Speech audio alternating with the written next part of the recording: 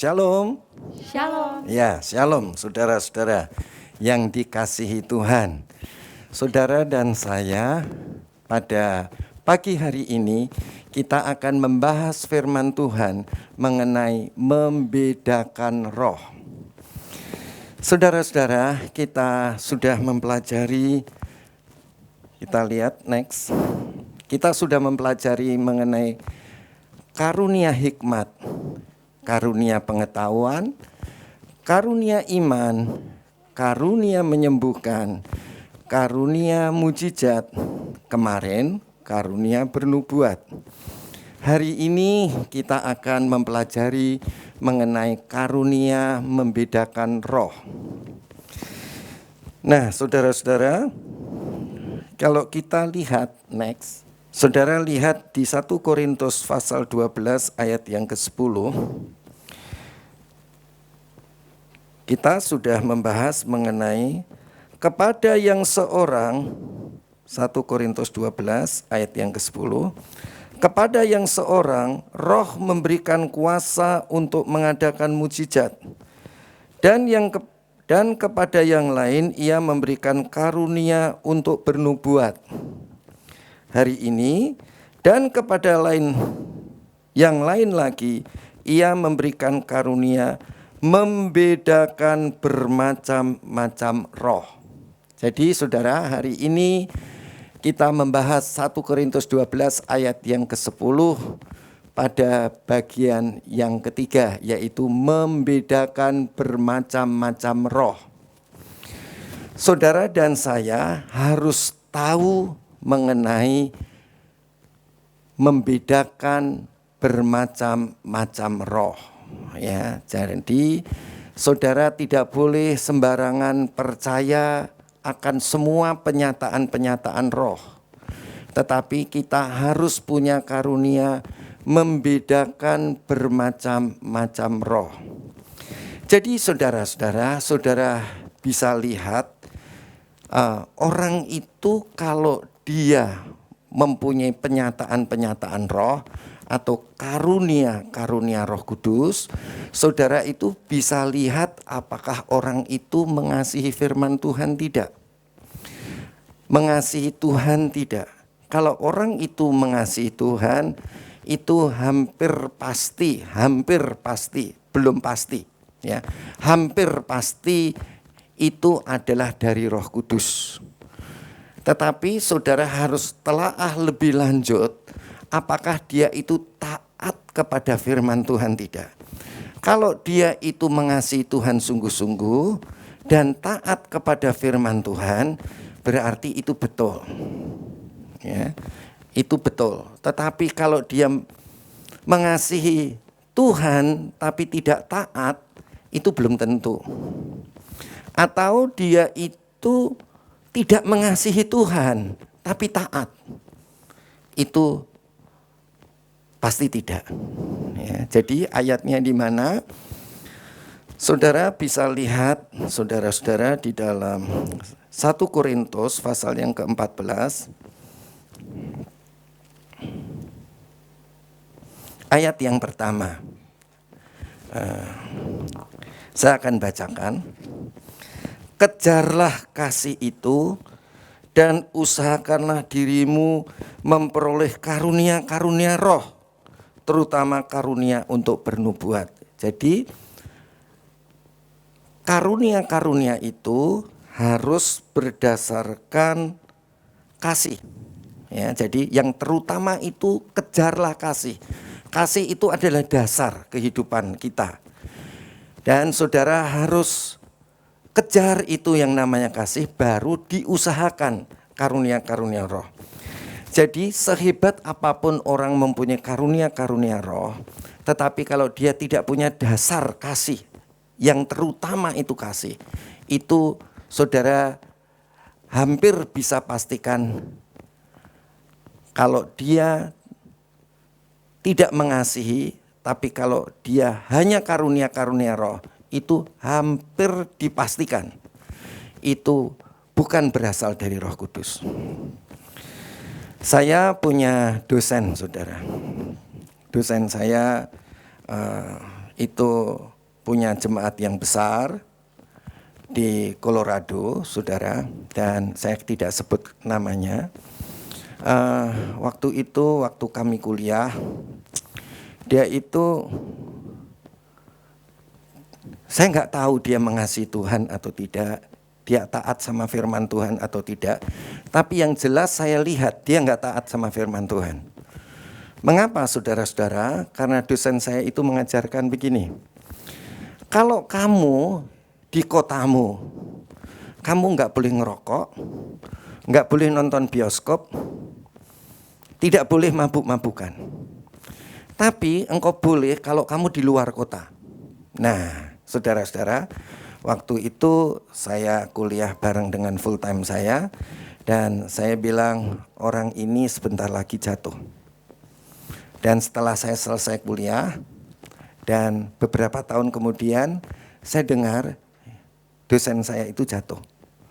Jatuhnya dalam hal apa, saudara? Dia sudah punya istri, dia sudah punya anak, tetapi dia ternyata homo, saudara-saudara, dengan laki-laki lain.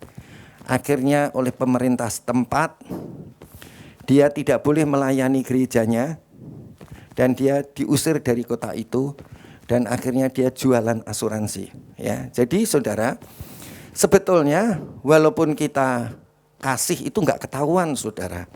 Saudara dan saya di sini, saya tidak bisa pastikan saudara mengasihi Tuhan tidak. Yang jelas, saudara itu taat kepada Tuhan, ya, dan saudara menggunakan karunia-karunia saudara. Ada yang punya karunia bahasa roh, saudara bahasa roh. Ada yang bisa menafsirkan bahasa roh, saudara menafsirkan bahasa roh. Ada yang bernubuat, saudara bernubuat. Dan mungkin yang lain-lain ada, ya. Tetapi saudara-saudara, yang terutama, yang utama, kita haruslah mengejar kasih, ya. Kasih itu penting sekali. Nah, kalau orang mengasihi Tuhan itu pasti saudara-saudara dia taat, ya. Tapi ada orang yang taat tapi tidak kasih. Ya, saudara bisa lihat dulu di dalam Yohanes pasal yang ke-14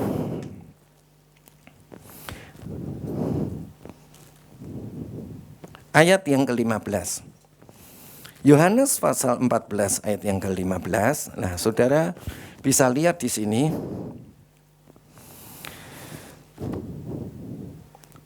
Jikalau kamu mengasihi aku, jikalau kita mengasihi Tuhan Yesus, kamu akan menuruti segala perintahku.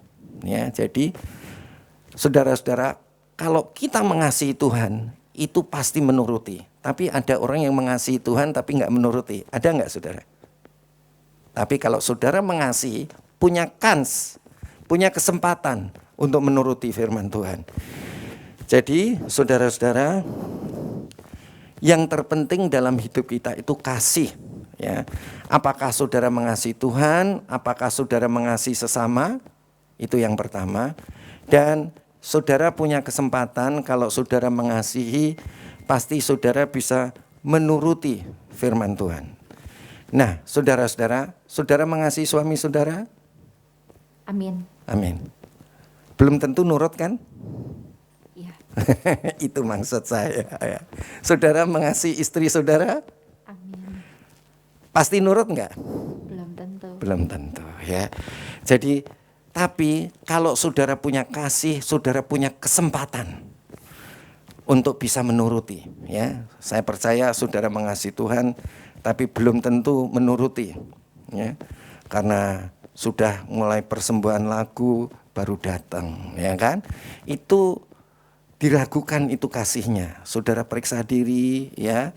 Periksa diri kalau saudara itu melanggar firman Tuhan, periksa diri apakah sebetulnya saudara mengasihi Tuhan, ya.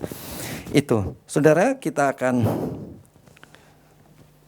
lihat lagi, saudara, tadi firman Tuhan yaitu di dalam 1 Timotius pasal yang keempat ayat yang ke-1, yaitu ada di dalam halaman 6. Ya. 1 Timotius 4 ayat yang pertama, tetapi roh dengan tegas mengatakan, hati-hati saudara. Ya, ini maksudnya. Maksudnya apa? Hati-hati. Tetapi roh kudus dengan tegas mengatakan bahwa di waktu-waktu kemudian ada orang yang akan murtad. Ya, kalau kita datang kepada Yesus, maka kita namanya bertobat. Tapi kalau kita berbalik dari Yesus kepada setan kembali, namanya itu murtad. Tetapi roh dengan tegas mengatakan bahwa di waktu-waktu kemudian ada orang yang akan murtad. Jadi hati-hati. Saudara dan saya punya kesempatan untuk murtad. Murtad itu apa saudara? Sudah tidak mengasihi Tuhan dan menuruti firman Tuhan. Cek, betul engkau mengasihi? Cek kembali apakah engkau taat kepada firman Tuhan. Tetapi roh dengan tegas mengatakan bahwa di waktu-waktu kemudian ada orang yang akan murtad. Ya. Lalu mengikuti roh-roh penyesat. Ya. Saudara, sebelum kita terima Yesus, kita mengikuti roh-roh penyesat, yaitu roh-roh jahat dan ajaran setan-setan. Ya kan? Dulu begitu kan? Ya kan? Daging itu enak. Ya, saudara-saudara. Yang sifatnya daging itu enggak enak. Enak katanya. Tapi setelah saudara bertobat, daging itu enggak enak. Ya, daging itu keinginan daging maksud saya. Dan saudara-saudara, ini adalah wanti-wanti dari Roh Kudus kepada kita. Jadi saudara dan saya punya kesempatan untuk murtad dan mengikuti roh-roh penyesat dan ajaran setan-setan. Saya tanya, kalau ada gembala di Colorado seperti itu, saya nggak sebut namanya, itu murtad atau bertobat? Murtad. Hamba Tuhan, gembala. Jemaatnya banyak. Dan waktu itu dia itu punya prinsip, jemaat itu harus banyak. Jadi saudara-saudara, dia rekrut geng-geng motor, orang-orang bertato, siapa aja yang pokoknya bisa ngembangin gereja jadi besar. Dan saudara-saudara, dan terakhir demikian keadaannya. Ya, jadi saudara-saudara, kita harus perhatikan apakah kita ini sungguh-sungguh mengasihi Tuhan dan taat kepada firman Tuhan. Oke, kita akan lihat saudara-saudara di dalam 1 Yohanes 4 ayat yang pertama. Halaman yang ke-8. 8. Ya. Saudara-saudaraku yang kekasih, jangan percaya akan setiap roh. Ya, jangan percaya akan setiap roh. Tetapi ujilah roh-roh itu. Ya, jangan percaya setiap roh. Ya, saudara nggak boleh percaya kepada setiap orang yang mengatasnamakan roh. Ya, saudara-saudaraku yang kekasih, jangan percaya akan setiap roh. Tetapi ujilah roh-roh itu. Roh-roh itu harus diuji. Apakah mereka berasal dari Allah? Sebab banyak nabi-nabi palsu yang telah muncul dan pergi ke seluruh dunia. Saudara-saudara, kalau ada orang bernubuat atau orang mendapat penglihatan, saudara-saudara jangan percaya begitu saja. Ya, itu harus diuji. Yang pertama-tama, apakah orang itu mengasihi Tuhan sungguh? Yang kedua, saudara-saudara, apakah dia taat kepada Tuhan? Nah, saudara-saudara, ujilah roh-roh itu. Apakah mereka berasal dari Allah? Betul-betul roh Allah tidak? Betul-betul Roh Kudus tidak? Sebab banyak nabi-nabi palsu yang telah muncul dan pergi ke seluruh dunia. Ya, oke. Ini jelas ya. Jadi kalau saudara terima nubuatan, ya, saudara terima penglihatan atau apapun penyataan roh, saudara harus Uji. uji. Ya. Yang pertama, lihat apakah orang mengasihi Tuhan. Yang kedua, apakah dia taat kepada firman Tuhan. Yang ketiga, pakai karunia membedakan roh. Ya. Jadi saudara-saudara, kalau saudara misalnya sama-sama, ya, saya seperti pernah saya ceritakan, saudara-saudara, saya pernah melawat kepada sebuah gereja dan saudara-saudara waktu berdoa sebelum ibadah itu kan berdoa bersama, kemudian ada orang yang bersama-sama itu berdoa dalam roh. Dan waktu berdoa dalam roh, saya rasanya kayak rohnya ini najis, ya. Itu nggak bisa diceritakan najis itu kayak apa. Anyir itu kayak apa? Saudara pernah makan yang anyir? Ya, amis, ya. Rasanya kayak begitu. Tapi gimana ceritanya? Itu nggak bisa dibilang, ya. Tetapi saudara, yang saya tahu ini rohnya aneh, bukan Roh Kudus, ya, bukan berasal dari Roh Kudus. Setelah selesai, saya tanya sama gembalanya, tadi yang berdoa dalam roh itu siapa? Saya rasa ini nggak benar, bukan dari Roh Tuhan. Kemudian baru gembala itu berkata, ya itu orang gila om, katanya, ya. Jadi saudara, orang gila pun bisa berdoa dalam roh. Hanya berdoa dalam rohnya itu beda. Yang bisa membedakan apa? Apakah dia mengasihi Tuhan? Kalau iya kan saya harus tahu dulu. Iya kan? Oh, orang itu saya kenal. Yang kedua, apakah dia taat sama firman Tuhan? Itu kan saya harus kenal dulu, ya. Tetapi saudara-saudara, kalau saudara menggunakan karunia membedakan roh, itu saudara tahu. Ya. Taunya apa saudara? Ya tadi rasanya aneh, anyir, ya, yang dan lain sebagainya. Nah, itu kan penyataan roh. Itu namanya karunia membedakan roh. Saudara harus rajin berdoa dalam roh. Saudara harus mengasihi Tuhan sungguh-sungguh. Saudara harus taat kepada firman Tuhan. Nanti karunia membedakan roh itu akan timbul dengan sendirinya, ya. Tapi kalau saudara tidak mengasihi Tuhan, saudara tidak taat kepada firman Tuhan, dan saudara tidak rajin berdoa dalam roh, saudara pasti saudara tumpul, enggak tajam, ya. Saudara tahu artinya tajam? Tahu artinya tajam? Peka, ya. Oke. Kita lihat ayat yang kedua. 1 Yohanes 4 ayat yang kedua. Demikian kita mengenal roh Allah. Ya, jadi saudara tahu itu roh Allah atau tidak. Tapi kalau saudara berdoa dalam roh dan tidak menafsirkan bahasa roh, saudara tahu dari mana? Kalau orang itu berasal dari iblis, ya. Bahasa roh itu berasal dari iblis. Kalau nubuat ketahuan pasti.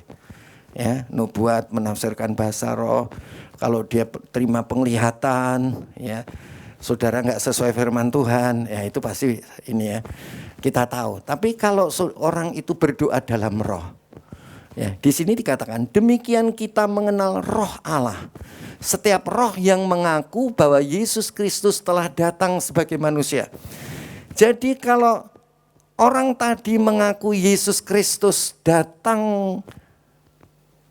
telah datang sebagai manusia berasal dari Allah, itu pasti benar, ya kan? Tapi kalau mereka berdoa dalam bahasa roh, saudara taunya dari mana? Nah, itu perlu karunia membedakan roh, ya. Jadi saudara itu kayaknya ngerti itu. Ini nggak benar ini, ya. Nah, jadi mari kita lihat next ayat yang ketiga, halaman yang ke-10. Nah, ini saudara perhatikan. Dan setiap roh yang telah mengaku Yesus tidak berasal dari Allah, ya. Kalau seorang itu punya pengajaran dan tidak mengaku Yesus tidak berasal dari Allah, itu berarti roh-roh jahat, roh-roh dari setan, dari iblis ya. Jadi gampang kan bedainnya? Gampang. Tapi kalau dia belum mengeluarkan pengajaran, ya, belum mengeluarkan pengajaran, baru dia ini berdoa dalam roh. Ya, dan saudara nggak kenal asal usulnya orang itu. Dari mana? Saudara perlu karunia membedakan roh. Dan setiap orang yang tidak mengaku Yesus tidak berasal dari Allah, dan roh itu adalah roh setan, roh jahat. Roh itu adalah roh antikristus. Dan tentang dia telah kamu dengar bahwa ia roh jahat tadi, ya, ia akan datang dan sekarang ini ia sudah ada di dalam dunia. Saudara-saudara, jadi begini. Saya punya dosen. Ini nostalgia ini. Ya, saya punya dosen. Saya nggak sebutkan namanya, tetapi ini wanita. Dia itu, saudara-saudara, saya lupa dia itu sebetulnya dia kerja seperti saya, ya, kerja tapi dia melayani Tuhan atau dia full time, ya. Kelihatannya dia kerja, ya, saudara. Tapi dia itu dipakai Tuhan, saudara-saudara. Nah, saudara, kita harus waspada. Walaupun seseorang itu dipakai Tuhan secara luar biasa, perhatikan apakah dia tetap mengasihi Tuhan tidak. Itu yang cek pertama. Ya. Cek yang kedua, ya. Cek yang kedua, apakah dia itu orang yang taat sama firman Tuhan tidak. Jadi dalam hidup kita harus periksa senantiasa kita itu mengasihi Tuhan tidak. Dan kita periksa yang kedua, apakah kita taat kepada firman Tuhan enggak. Dan saudara pasti ya sudah dengarlah ya di dunia mensos begitu. Dia itu bernubuat, saudara. Ini wanita, saudara. Dia bernubuat bahwa COVID itu akan berhenti di Paskah bukan tahun ini, bukan tahun yang lalu, tetapi tahun yang lalu lagi. Saudara-saudara. Dan kemudian saudara lihat, nubuatnya itu jadi apa enggak jadi? Enggak jadi. Ya. Nah, kalau sampai satu nubuat itu tidak jadi, apa yang saudara harus lakukan? Cek mundur. Apakah dia taat sama firman Tuhan? Cek mundur lagi, apakah dia mengasihi itu Tuhan? Mungkin dia mengasihi Tuhan. Mungkin dia taat sama Tuhan. Tetapi yang namanya saudara kesombongan itu bisa datang sewaktu-waktu. Dan kalau dia membandel, itu bisa keluar, itu namanya roh dusta. Ya, nanti kita akan lihat ya. Keluar roh dusta. Dan saudara-saudara, kemudian saudara-saudara, dia menubuatkan satu gembala, ya, satu gembala di Indo. Ya, waktu dia menubuatkan, dan yang dinubuatkan ini juga menubuatkan yang sama. COVID akan berhenti sebelum Paskah. Sebelum Paskah kemarinnya lagi, dan kemarinnya lagi, ya. Dan saudara, apa yang terjadi? Nah, kalau seperti nubuat ini belum kejadian, bisa tahu nggak itu roh itu berasal dari Allah atau bukan berasal dari Allah? Bisa tahu nggak? Sulit tahunya. Kecuali saudara punya karunia membedakan roh, ya. Kalau orang tahu membedakan roh, itu tahu. Tapi yang paling gampang itulah dikatakan, itu kan perlu pembuktian. Kalau tidak punya karunia membedakan roh, itu kan perlu pembuktian, ya kan? Covid pertama, pasca pertama belum. Pasca kedua belum. Sampai pasca ketiga ini juga nggak terjadi. Covid masih ada di mana-mana. Dan kalau saudara masuk di dunia mensos, ya kan, sampai pendeta, waduh, debat habis, ya, saling menjelek-jelekan. Dan itu sebetulnya juga nggak boleh. Ya, saudara-saudara, sampai itu ditengahi sama, saya lupalah, ditengahi sama, bukan Departemen Agama, apa namanya, persekutuan gereja-gereja dari Protestan, ya, itu bilang nggak boleh begitu, jangan, stop, ya, itu kan kasus besar, saudara. Dan justru saudara, yang sekarang masih tetap berjalan di Indo, ya, yang masih berjalan, itu dia dinubuatkan atau dia tahu sendiri atau dinubuatkan. Kelihatannya dinubuatkan oleh hamba Tuhan yang dari Amerika tadi, bahwa dia itu akan menjadi rasul Pantekosta yang ketiga. Kelihatannya yang pertama yang suka kita peringati itu hari Pantekosta yang kita peringati bulan apa biasanya? Hah? Ya, bulan apa biasanya? Ya sekitar itu, ya. Kemudian ada Pantekosta lagi yang kedua di mana? Di Amerika, sekelompok orang-orang negro. Tapi sekarang kan tidak ada yang memperingati Pantekosta yang kedua. Kalau itu disebut Pantekosta kedua, betul? Kan kita memperingati Pantekosta murid-murid Tuhan Yesus pertama kali dicurahkan Roh Kudus, betul? Yang kedua kan nggak pernah diperingati, sekelompok orang negro di Amerika. Terus yang ketiga itu adalah karismatik. Ada di Roma, saudara-saudara, sekelompok orang-orang Katolik dibaptis dengan Roh Kudus. Pantekostanya kan cuma satu aja yang pertama. Dan ini katanya dia akan menjadi rasul Pantekosta yang keempat. Ya. Dan itu sesuai firman Tuhan nggak, saudara? Nggak sesuai. Jadi kalau pengajarannya itu sudah jelas, itu gampang. Bagaimana kalau pengajarannya belum jelas? Gitu, saudara-saudara. Ya, kalau misalnya COVID berhenti beberapa saat yang lalu, ya, ternyata enggak. Nah, itu baru kita tahu. Nah, saudara-saudara, jadi kita harus punya karunia membedakan roh. Amin, saudara. Halo. Jangan semua nubuat itu harus ditelen begitu saja. Enggak boleh. Lihat kehidupan mereka. Apakah mereka mengasihi Tuhan? Lihat kehidupannya. Apakah mereka taat kepada firman Tuhan? Yang ketiga apa, saudara? Gunakan karunia membedakan roh. Sebetulnya masih ada lagi, saudara-saudara. Begini. Seperti yang kita pelajari di dalam 1 Korintus. Coba saudara lihat 1 Korintus pasal yang ke-14. Ya, ayat yang ke-30. Atau mulai ayat yang ke-29, ya. 1 Korintus 14 ayat 29.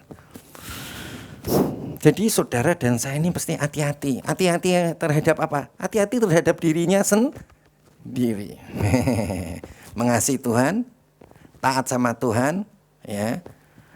Baru membedakan roh. Hati-hati terhadap apa? Terhadap semua saudara yang berasal dari roh. Itu betul-betul berasal dari roh Tuhan atau berasal dari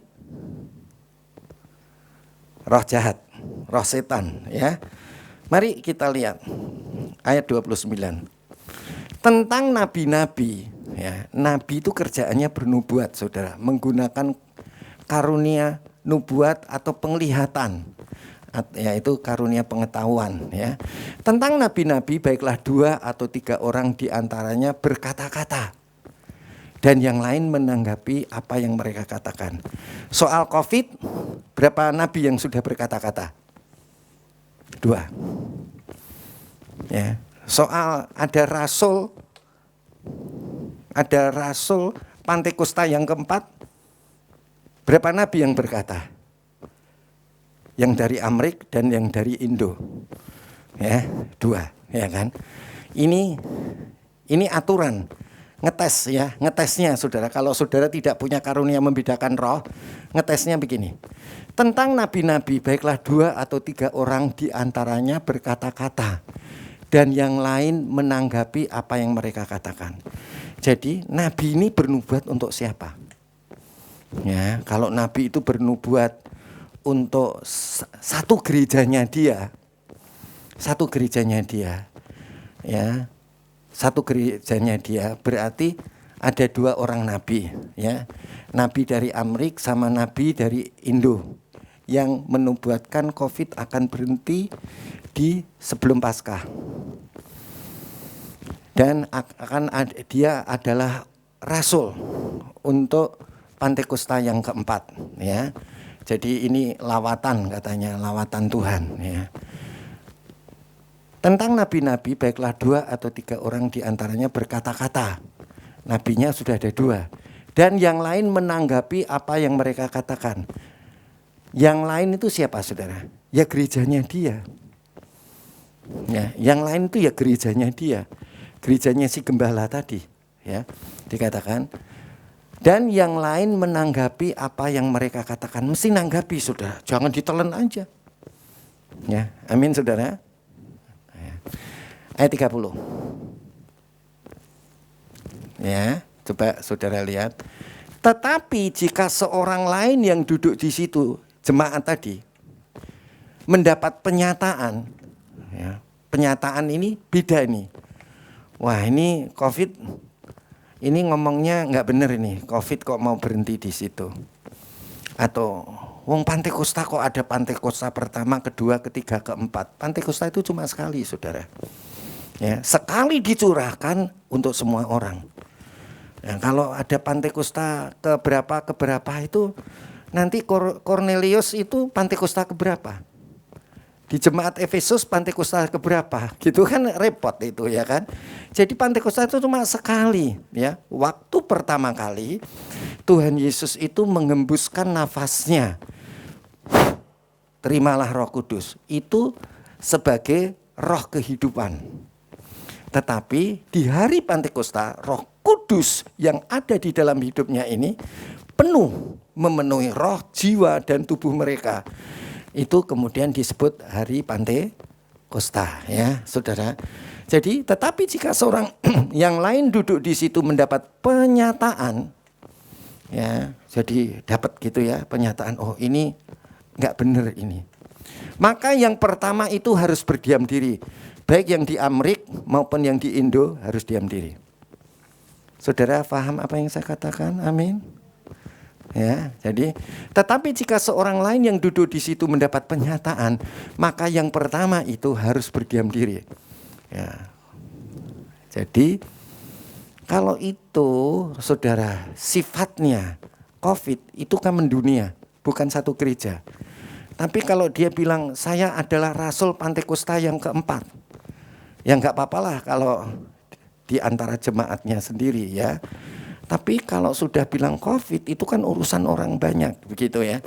Nah, mestinya jemaat itu ada yang minta penyataan Allah. Kalau Tuhan memberi penyataan beda, maka yang pertama itu harus berdiam diri. Jadi ayat 31. Sebab kamu semua boleh bernubuat seorang demi seorang. Ya, semua kita ini boleh bernubuat seorang demi seorang. Ya, kalau saudara ada yang bilang nubuat itu harus benar. Enggak, saudara, nubuat itu bisa salah. Ya, kalau di perjanjian lama nubuat itu harus benar. Itu tanda nabi, ya. Tetapi kita semua, saudara-saudara, nubuat itu sebab kamu semua boleh bernubuat. Ya, jadi kalau ada 2 nabi yang datang tadi, kemudian jemaat lokalnya kemudian bilang, oh ini Tuhan memberi pernyataan begini, ya, mestinya nabinya itu harus diam. Sebab kamu semua, semua jemaat boleh bernubuat seorang demi seorang. Jadi saudara dan saya harus bernubuat. Ya, harus bernubuat seorang demi seorang sehingga kamu semua dapat belajar beroleh kekuatan. Apa saudara tadi belajar. Jadi nubuat itu belum tentu benar, saudara. Ya. Gimana caranya nubuat itu pasti benar? Hiduplah di dalam kasih. Yang kedua, hiduplah di dalam ketaatan pada firman Tuhan. Yang ketiga, pastikan pikiran saudara taruh ke atas roh. Ya, tepat di atas roh.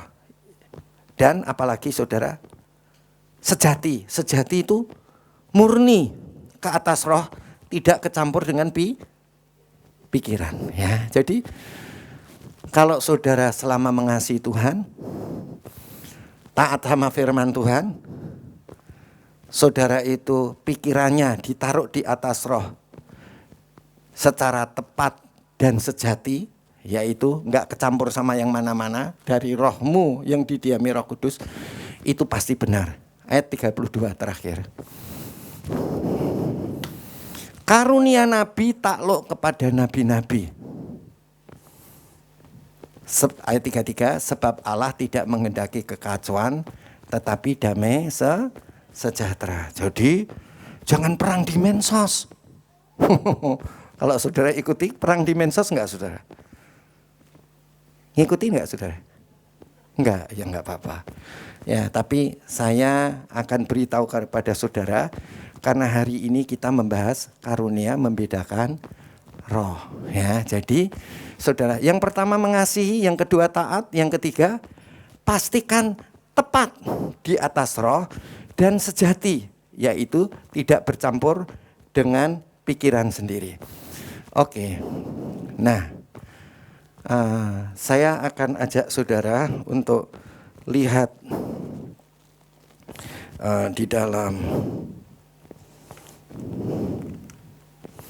Nah, saya tidak akan bahas banyak-banyak, tetapi kalau saudara tidak mengasihi Tuhan, tidak taat sama firman Tuhan, tidak tepat dan sejati pikiran saudara di atas roh, ini yang akan terjadi. 1 Raja-Raja 22 ayat 22. 1 Raja-Raja 22 ayat 22. Kaget loh saudara. Kaget. Ayat 22. Ya. Jawabnya, aku akan keluar menjadi roh dusta dalam mulut semua nabi-nabinya. Ih, ngeri. Jadi jangan sampai saudara bernubuat tanpa mengasihi Tuhan. Jangan sampai saudara bernubuat tanpa taat kepada Tuhan. Jangan sampai saudara bernubuat tidak engkau taruh pikiranmu di atas roh secara tepat dan sejati. Sebab saudara-saudara, aku akan keluar dan menjadi roh dusta dalam mulut semua nabinya. Ih, ngeri. Ngeri apa enggak ngeri? Ini saudara-saudara, waktu Allah duduk di atas tahtanya, ya saudara-saudara, ini Mika, Nabi Mika, Nabi yang berkata benar dan tidak pernah palsu, Nabi yang tidak ingin menyukakan raja, tapi ingin menyukakan Tuhan. Saudara-saudara, Nabi ini berkata begitu.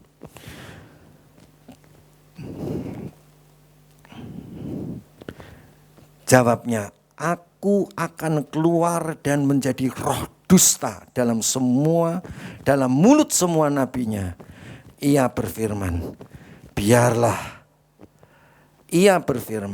biarlah engkau membujuknya dan engkau akan berhasil pula. Keluarlah dan perbuatlah demikian. Aduh, amin, amin. Habis. Saudara ngerti? Jangan bermain-main dengan nubuat dan penglihatan. Jangan bermain-main dengan berdoa dalam bahasa roh. Jangan bermain-main dengan menafsirkan bahasa roh. Kalau engkau tidak pastikan engkau mengasihi Tuhan dan taat pada firman Tuhan, dan engkau tidak tepat dan sejati menaruh pikiranmu di atas roh. Kalau enggak, yang keluar apa saudara? Roh dusta. Ia berfirman, Tuhan berfirman, biarlah engkau roh-roh yang di sekitar tahta Allah tadi menjadi roh dusta tadi, biarlah engkau membujuknya dan engkau akan berhasil pula. Keluarlah dan perbuatlah demikian. Jadi orang Kristen perlu hati. Jangan hidup serampangan sembarangan.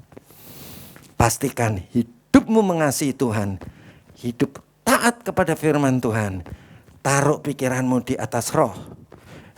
Ya, tepat dan sejati. Sejati artinya murni dari roh Allah yang ada di dalam rohmu dan tidak bercampur dengan pikiranmu. Amin. Ya, jadi orang Kristen sing bener, jadi anak Allah yang benar. Amin. Saya akan tambahin satu ayat lagi. Saya sudah khotbah berapa menit ini? Tadi mulai jam berapa? Sekarang 45 menit. Ya, saya tambahin satu ayat saja. Nanti saudara baca ya saudara, mulai ayat 19 ya. Tapi saya karena waktu saya kepotong ya saudara, jadi saya akan ajak ayat 23. Apa yang dikatakan? Karena itu sesungguhnya Tuhan telah menaruh roh dusta ke dalam mulut semua nabi ini. Aduh, habis. Kalau saudara nggak ngasih Tuhan dan taat sama Tuhan dan tidak menaruh pikiranmu tepat di atas roh, saudara-saudara, ya udahlah. Ya, jangan. Ya, tapi kan kita dibilang supaya kita belajar membangun, menasihati dan jadi jangan pilihannya udahlah nggak usah. Jangan. Saudara dan saya ditetapkan oleh Tuhan untuk membangun gereja, untuk membangun orang lain, untuk menasihati orang lain dan untuk menghibur. Coba bayangin anak Tuhan yang sembarangan datang ke gereja pakai sandal jepit. Ya kan saudara. Datang asal-asalan. Datang telat. Ya saudara-saudara. Buanglah seperti itu yang tidak baik ya. Saudara-saudara, saudara tidak bisa membangun, menasihati dan menghibur sesamanya. Ya, jadi dan saudara nanti jadi korban. Yang keluar roh. Bukan saya nakut-nakuti saudara. Ini serius, tidak pakai seriosa. Saya dasari dari ayat Alkitab. Saya tidak berkata-kata dari mulut saya sendiri, tetapi apa yang ada di dalam roh saya ucapkan kepada saudara sesuai dengan firman Tuhan. Ya, oke. Ayat 23. Karena itu sesungguhnya Tuhan telah menaruh roh dusta ke dalam mulut semua nabimu ini. Sebab Tuhan telah menetapkan untuk menimpakan malapetaka kepadamu. Ya, saudara-saudara, ini adalah kisah dari Ahab, Raja Israel, di mana tanah Israel itu, saudara-saudara, ada yang namanya tanah Ramot Gilead, tetapi direbut oleh orang Aram. Dan waktu itu bangsa Israel diam saja. Tetapi setelah itu Raja Israel yang namanya Ahab datang kepada Yosafat, Raja Yehuda. Ya, saudara-saudara, Mari kita bersama-sama merebut kembali tanah kita. Kemudian saudara-saudara, tetapi Yosafat itu betul-betul dia cinta Tuhan. Dia berkata, begini Tuanku Raja. Ya, ini Raja Israel sama Raja Yehuda. Tanyakan dulu firman Tuhan. Jadi kalau kita melangkah harus tanya kepada firman Tuhan. Ya. Janganlah kita, saudara-saudara, kalau ada orang yang tanya sama kita, yang keluar adalah roh dusta. Jadi semua kita harus berubah. Kita cinta Tuhan. Yang kedua, taat kepada Tuhan. Yang ketiga, pikiran kita harus kita tepat, kita taruh di atas roh kita dan sejati. Oke, luar biasa. Saudara takut? Saudara takut untuk bernubuat? Untuk berdoa dalam bahasa roh? Kalau saudara tidak cinta Tuhan, jangan berdoa dalam roh. Kalau saudara tidak taat kepada firman Tuhan, jangan berdoa dalam roh. Ya, saudara, nanti saudara terima roh dusta. Ya, saya lupa ini. Kenapa Tuhan marah sama Raja Ahab ini?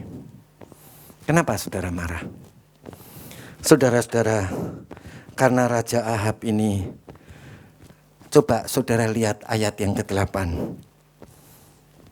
Ya, coba di ayat yang ke-8. Saudara gini.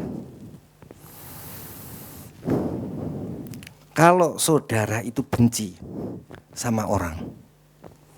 Ya, benci. Benci itu apa sih, saudara? Betul-betul cinta. Apa, saudara? Enggak suka. Hati-hati jangan nubuat. Satu. Yang kedua, kalau saudara itu tidak ingin menyenangkan Allah, karena cinta pada Allah menyenangkan Allah, tapi ingin menyenangkan orang, jangan nubuat. Palsu nanti pasti. Ya. Aduh. Yang penting cinta, taat, sama menaruh pikiran betul-betul di atas roh secara tepat dan sejati. Ini saudara lihat ayat 8. Ahab benci Mika karena selalu menubuatkan malapetaka.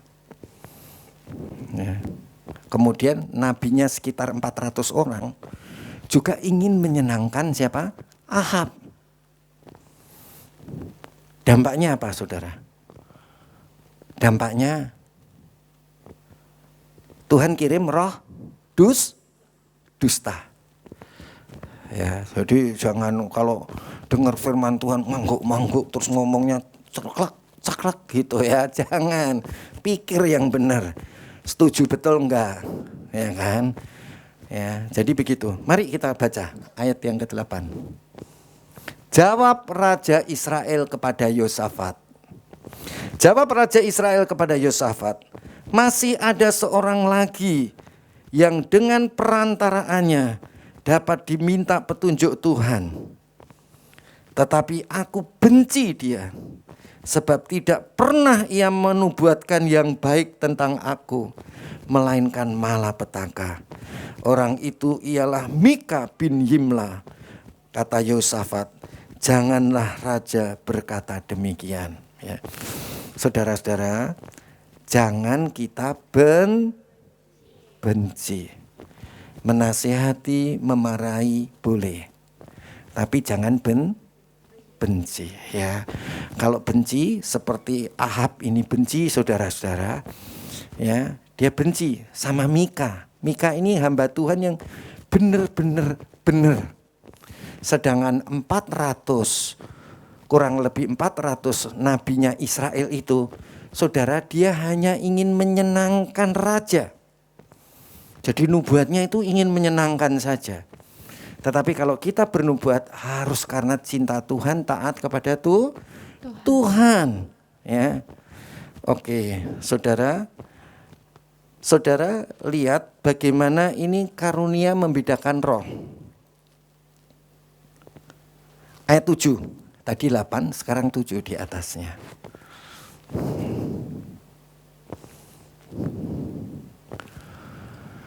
Tetapi Yosafat bertanya, tidak adakah lagi di sini seorang nabi Tuhan, supaya dengan perantaraannya kita dapat meminta petunjuk?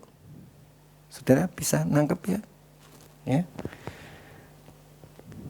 Tidak adakah lagi di sini seorang nabi Tuhan, supaya dengan perantaranya kita dapat meminta petunjuk? Ini Yosafat ini punya karunia membedakan roh, saudara. Kenapa? Waktu itu ayat yang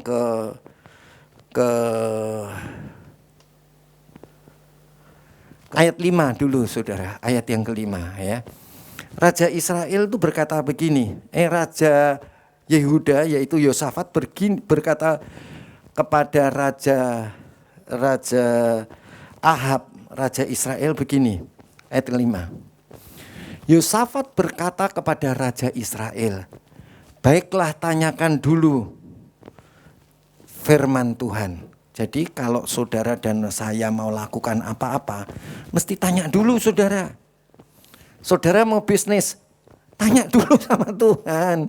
Ya, jangan asal-asalan ya. Kalau saudara nggak tanya dulu, ini kan begini. Tetapi Yosafat berkata kepada Raja Israel, baiklah tanyakan dahulu firman Tuhan. Ya, mungkin saudara berhasil tapi jadi jauh dari Tuhan. Ya, jadi tanya dulu, ya kan? Ya, jadi anak Tuhan nggak boleh sombong kalau berhasil. Ya, anak Tuhan itu rendah hati karena mengasihi Tuhan, taat sama firman Tuhan, menaruh pikirannya tepat di atas roh dan sejati, saudara-saudara, baru orang itu bisa bangga. Banggakan siapa, saudara? Sungguh ku bangga Bapa punya Allah seperti Engkau. Sungguh ku bangga Yesus atas segala pengorbananmu. Tak ingin aku hidup lepas dari kasih-Mu. Kasih-Mu menyelamatkan dan beriku pengharapan. Kalau saudara bisnis, kemudian saudara jauh dari Tuhan, saudara-saudara jangan sampai itu yang keluar adalah roh dusta. Ya. Saudara-saudara katakan, kata Yosafat kepada Raja Israel, baiklah tanyakan dahulu firman Tuhan. Ayat 6, sudah tanya, karena Ahab ini benci sama Nabi Mika yang selalu menubuatkan malapetaka untuk dia. Jadi dia tidak mau tanya sama Nabi Mika. Dia nanyanya sama 400 nabi-nabi Israel. Banyak kan, 1 lawan 400, menang mana, saudara? Ya, jadi soal Tuhan itu bukan demokrasi. Soal Tuhan itu teokrasi, ya. Mari kita baca ayat yang ke-6. Lalu Raja Israel mengumpulkan para nabi, kira-kira 400 orang banyaknya. Kemudian bertanyalah ia kepada mereka, apakah aku boleh pergi berperang melawan Ramot Gilead atau aku membatalkannya? Jawab para nabi yang kira-kira 400 orang banyaknya tadi, majulah, Tuhan akan menyerahkannya ke dalam tangan raja. Suruh maju. Tapi karena Yosafat itu punya karunia membedakan roh. Kemudian ayat yang ke-7 tadi. Tetapi Yosafat bertanya,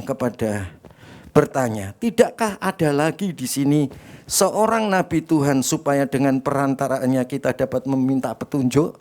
400, saudara. Tapi ada nabi enggak lagi? Ya, dia berasa, saudara. Ini yang enggak beres ini. Ya. Jadi saudara jangan tanya sembarangan orang. Sebaiknya gimana? Kita voting. 400 satu kalah. Kalau zaman sekarang gereja kan voting enggak boleh. Ya kan, saudara ya. Saudara harus tanya kepada Tuhan. Ya, tanya kepada orang yang mengasihi Tuhan, tanya kepada orang yang taat kepada Tuhan, tanya yang pastikan pikirannya di atas roh, tepat dan sejati. Ya. Kemudian ayat yang ke-8, jawab Raja Israel kepada Yosafat, masih ada seorang lagi dengan perantaraannya dapat diminta petunjuk Tuhan. Tetapi aku membenci dia, sebab tidak pernah ia menubuatkan yang baik tentang aku, melainkan malapetaka. Orang itu adalah Mika bin Yimla. Kata Yosafat, jangan raja berkata demikian. Ayat 9, kemudian Raja Israel memanggil seorang pegawai istana, katanya, jemputlah Mika bin Yimla dengan segera. Ya, terus saudara, kalau saudara baca itu begini saudara, dipesenin sama utusan daripada istana tadi. Kalau nanti kamu ngomong sama Raja Ahab, ngomong seperti nabi-nabi yang lain yang ingin menyukakan raja. Jadi ngomongnya apa? Ngomong bahwa majulah dan berperanglah, engkau akan menang. Dan saudara tahu ya saudara, kalau namanya roh dusta masuk, itu luar biasa saudara. Enggak sadar kalau itu adalah roh dusta. Ya. Tidak sadar kalau itu roh dusta. Dan saudara-saudara, langsung saudara-saudara, Sedekia bin Kenaana, yaitu pimpinan nabi-nabi yang palsu tadi, itu dia nampar sama Mika, saudara. Buak! Mana boleh roh Allah pindah dariku dan kepadamu. Ini serius. Jadi saudara, orang yang bernubuat tadi rasanya itu benar. Tapi mesti dicek, walaupun kita merasa benar. Apakah engkau mengasihi Tuhan? Apakah engkau taat kepada firman Tuhan? Apakah engkau menaruh pikiranmu di atas roh secara tepat dan sejati? Artinya murni. Mari kita bangkit berdiri.